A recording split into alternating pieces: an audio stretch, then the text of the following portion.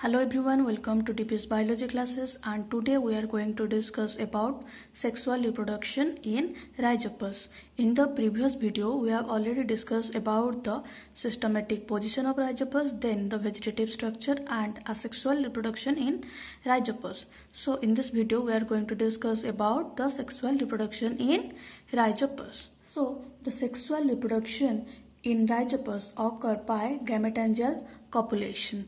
In other words, we can say that the sexual reproduction in rhizopus occur by the help of conjugation. So that's why we call this type of fungi as conjugating fungi. So some species of rhizopus are homothallic in nature, whereas other species are heterothallic in nature. So what do you mean by homothallic fungi and heterothallic fungi? As we know, the plant body of fungi is known as thallus, and the thallus are made up of hyphae. So if the hyphae are physiologically and morphologically similar, they are known as the homothallic fungi. But if the hyphae are morphologically similar but physiologically different, then we call them as heterothallic fungi. So in heterothallic fungi, two different types of hyphae are found. One is called positive strain and other one is called negative strain. Generally, sexual reproduction occur in heterothallic species. So that we mean only in heterothallic species sexual reproduction occurs. So it is a very important character for sexual reproduction. Then during sexual reproduction in heterothallic species, both the opposite strand hyphae get attracted towards each other due to a specific hormone known as trisporic acid.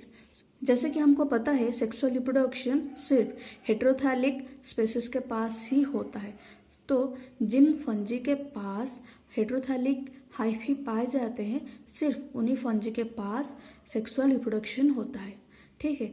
तो जो sexual reproduction के time क्या होता है, जो opposite strain के hyphae होते हैं जिनको हम क्या बोलते हैं ना, एक positive strain hyphae then negative strain hyphae. तो ये जो ऑपोजिट हाइफी होते हैं वो एक दूसरे की तरफ अट्रैक्टेड होते हैं due to specific hormone known as trisporic acid. तो ये ऑपोजिट हाइफी जब एक दूसरे की तरफ अट्रैक्टेड होते हैं तब वो एक कॉपुलेटिंग ब्रांच क्रिएट करते हैं, ठीक एक दूसरे के ऑपोजिट साइड पर. ठीक है.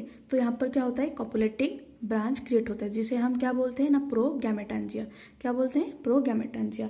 And the tip of the progametangia enlarges due to the flow of cytoplasm and nuclei into them. तो क्या होता है, जो प्रोगैमेटांजिया के अंदर न्यूक्ली एंड साइटोप्लाज्म का फ्लो होता है. देन जब ये प्रोगैमेटांजिया का ग्रोथ होता है, कुछ टाइम बाद ये प्रोगैमेटांजिया एक दूसरे के सरफेस को टच करते हैं. इसी टाइम में हम उसको क्या बोलते हैं, गैमेटांजिया. क्या बोलते हैं, गैमेटांजिया.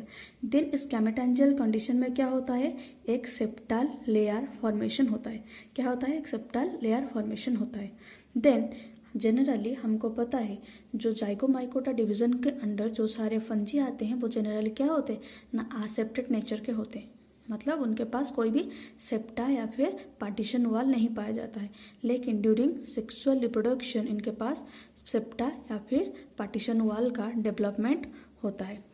देन जब गैमेटांजिया में ये पार्टीशन वॉल का फॉर्मेशन होता है तब एक लोअर सस्पेंसर क्रिएट होता है. देन जो अपर पोर्शन होता है जहाँ पर कुछ साइटोप्लाज्म एंड एक न्यूक्ली प्रेजेंट होता है, उस पोर्शन को हम क्या बोलते हैं, गैमेटांजियल प्रॉपर या फिर गैमेटांजियम प्रॉपर बोलते हैं. तो पार्टीशन वॉल फॉर्म होने के बाद जो ये गैमेटांजिया है वो दो पार्ट में डिवाइड होता है. एक गैमेटांजियल प्रॉपर, सो जो टिप पोर्शन होता है उसको हम क्या बोलते हैं ना, गैमेटांजियम प्रॉपर. देन ये जो लोअर पोर्शन होता है उसको हम बोलते हैं सस्पेंसर. क्या बोलते हैं ना, सस्पेंसर. देन जब ये गैमेटांजियम प्रॉपर फुल्ली डेवलप हो जाता है, इनके बीच में जो वॉल लेयर होता है वो डिजॉल्व हो जाता है. वो क्या होता है, डिजॉल्व हो जाता है. देन यहाँ पर क्या होता है ना, प्रोटोप्लाज्म का फ्यूजन होता है. क्या होता है, प्रोटोप्लाज्म का फ्यूजन होता है. देन कुछ टाइम बाद क्या होता है, ये जो दो न्यूक्ली होते हैं उनका फ्यूजन होता है. तो जो दो न्यूक्लियस का भी फ्यूजन होता है. तो जो दो न्यूक्लियस का फ्यूजन होता है तब यहाँ पर क्या होता है, एक 2n नंबर का न्यूक्लियस का फॉर्मेशन होता है, जिसे हम क्या बोलते हैं ना, जाइगोट फॉर्मेशन बोलते हैं। क्या बोलते हैं? Zygote formation. देन कुछ टाइम बाद क्या होता है, इस जाइगोट के चारों तरफ एक हार्ड कवरिंग डेवलप होता है, एक प्रोटेक्टिव हार्ड कवरिंग का डेवलपमेंट हो जाता है। इस कंडीशन को हम क्या बोलते हैं ना, जाइगोस्पोर फॉर्मेशन।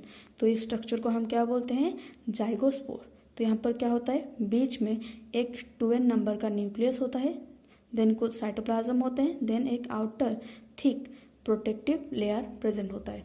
देन ये जो जाइगोस्पोर होता है वो माइसेलियम से जुड़े रहकर भी उसका डेवलपमेंट हो सकता है, नहीं तो कुछ स्पेसिस में क्या होता है, जाइगोस्पोर माइसेलियम से डिटैच हो जाता है, मतलब माइसेलियम से अलग हो जाता है, देन उसका फर्दर डेवलपमेंट होता है। जाइगोस्पोर माइसेलियम से अलग होता है, देन उसके बाद क्या होता है, उसके अंदर मेयोसिस होता है। तो जो न्यूक्लियस होता है, जो डिप्लॉयड न्यूक्लियस होता है, उसमें मेयोसिस होता है। देन यहाँ पर 4 हैप्लॉयड न्यूक्लियस का फॉर्मेशन होता है। क्या होता है? 4 हैप्लॉयड न्यूक्लियस का फॉर्मेशन होता है। देन ये जाइगोस्पोर जब एक फेवरेबल कंडीशन आता है, ये जर्मिनेट करता है। जनरली जब ये जाइगोस्पोर जर्मिनेट करता है वो एक इरेक्ट हाइफी फॉर्मेशन करता है, जिसको हम क्या बोलते हैं, जाइगोस्पोरेंजियोफोर। ठीक है, इसको हम जाइगोस्पोरेंजियोफोर क्यों बोलते हैं, क्योंकि ये जाइगोस्पोर से डेवलप हुआ होता है और ये स्पोरेंजियोफोर होता है। ठीक है, इसीलिए हम उसको जाइगोस्पोरेंजियोफोर बोलते हैं। देन ये क्या कंटेन करता है, स्पोरेंजियम कंटेन करता है, जिसको हम क्या बोलते हैं ना, जाइगोस्पोरेंजियम। क्या बोलते हैं ना, जाइगोस्पोरेंजियम। देन इस टाइम में क्या होता है, उसमें आसेक्सुअल रिप्रोडक्शन पाया जाता है। तो क्या होता है, जाइगोस्पोरेंजियम के अंदर बहुत सारे स्पोर्स डेवलप करते हैं। देन जब ये जाइगोस्पोरेंजियम मैच्योर होता है तो जो जाइगोस्पोरेंजियम का कवरिंग है वो रप्चर हो जाता है और जो सारे स्पोर्स होते हैं वो एटमॉस्फेयर में रिलीज हो जाते हैं। जनरली यहाँ पर जितने भी सारे स्पोर्स रिलीज होते हैं उनमें से आधा पॉजिटिव होते हैं और आधा नेगेटिव होते हैं, मतलब आधा पॉजिटिव स्ट्रेन के होते हैं और आधा नेगेटिव स्ट्रेन के होते हैं। यहाँ पर वो पॉजिटिव और नेगेटिव स्ट्रेन 50-50% में रहते हैं। ठीक है, देन जो पॉजिटिव स्ट्रेन के स्पोर्स होते हैं उनमें से पॉजिटिव स्ट्रेन की हाइफी का फॉर्मेशन होता है, देन नेगेटिव स्ट्रेन की स्पोर्स से नेगेटिव स्ट्रेन की हाइफा का जर्मिनेशन होता है। देन फर्दर ये हाइफा एक फेवरेबल कंडीशन में एक टोटल राइजोपस को डेवलप होते हैं। तो बेसिकली ये राइजोपस का सेक्सुअल रिप्रोडक्शन का स्टेजेस है। तो पहले क्या होता है, दो अपोजिट स्ट्रेन के जो माइसेलियम होते हैं वो एक दूसरे के तरफ अट्रैक्ट होते हैं, देन वो एक क्या करते हैं ना, कॉपुलेटिंग ब्रांच फॉर्म करते हैं। देन उनके बीच क्या होता है, कॉपुलेशन होता है, कॉपुलेशन होकर जाइगोट का फॉर्मेशन होता है। देन उस जाइगोट के चारों तरफ एक प्रोटेक्टिव लेयर का फॉर्मेशन होता है, देन ये जाइगोस्पोर में कन्वर्ट होता है। किस में कन्वर्ट होता है ना, जाइगोस्पोर में कन्वर्ट होता है। देन ये जाइगोस्पोर क्या होता है ना, माइसेलियम से डिटैच होता है, देन उस जाइगोस्पोर का जर्मिनेशन होता है। लेकिन जर्मिनेशन से पहले उसमें मेयोसिस होता है। तो मेयोसिस में क्या होता है, जो डिप्लॉयड न्यूक्लियस होता है वो 4 हैप्लॉयड न्यूक्लिय में डिवाइड होता है। ठीक है, देन ये जो हाइफी जर्मिनेट होता है वो जाइगोस्पोरेंजियोफोर फॉर्मेशन करता है। वो क्या फॉर्मेशन करता है ना, जाइगोस्पोरेंजियोफोर। देन ये जाइगोस्पोरेंजियोफोर जाइगोस्पोरेंजियम कंटेन करता है, जिसके अंदर बहुत सारे स्पोर्स डेवलपमेंट होता है, जिसके अंदर बहुत सारे स्पोर्स का डेवलपमेंट होता है। देन जब जाइगोस्पोरेंजियम मैच्योर होता है तो जो जाइगोस्पोरेंजियम का कवरिंग है वो रप्चर हो जाता है और सारे स्पोर्स बाहर चले आते हैं। देन ये जो सारे स्पोर्स फॉर्मेशन होता है उनमें से आधा स्पोर्स पॉजिटिव स्ट्रेन के होते हैं और आधा नेगेटिव स्ट्रेन के होते हैं। बाद में जब फेवरेबल कंडीशन आता है ये सारे स्पोर्स हाइफी फॉर्मेशन करते हैं। क्या फॉर्मेशन करते हैं ना, हाइफी फॉर्मेशन करते हैं।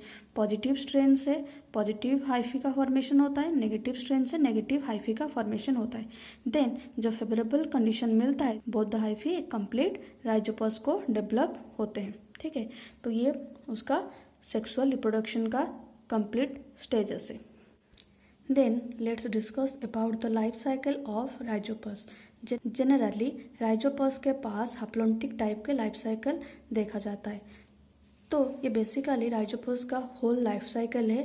ये सारे पोर्शन उसका असेक्सुअल रिप्रोडक्शन के लाइफ साइकिल है, देन ये पोर्शन उसका सेक्सुअल रिप्रोडक्शन के लाइफ साइकिल है। अगर ये दोनों लाइफ साइकिल को हम कंपेयर करें तो सिर्फ एक ही प्लेस पर हम डिप्लॉयड स्टेज पाते हैं, जहाँ पर जाइगोस्पोर का फॉर्मेशन होता है। जब जाइगोट फॉर्मेशन होता है देन जाइगोस्पोर डेवलप होता है, उसी पॉइंट में ही सिर्फ एक डिप्लॉयड न्यूक्लियस का फॉर्मेशन होता है, और बाकी जो सारे स्टेजेस होते हैं यहाँ पर सारे हैप्लॉयड स्टेजेस होते हैं। ये सारे हैप्लॉयड स्टेजेस होते हैं। तो जो राइजोपस का लाइफ साइकिल होता है वहाँ पर जो हैप्लॉयड कंडीशन है वो डोमिनेटिंग होता है। इसीलिए जो राइजोपस का लाइफ साइकिल है उसे हम क्या बोलते हैं ना, हैप्लॉन्टिक लाइफ साइकिल। क्या बोलते हैं? Haplontic life cycle.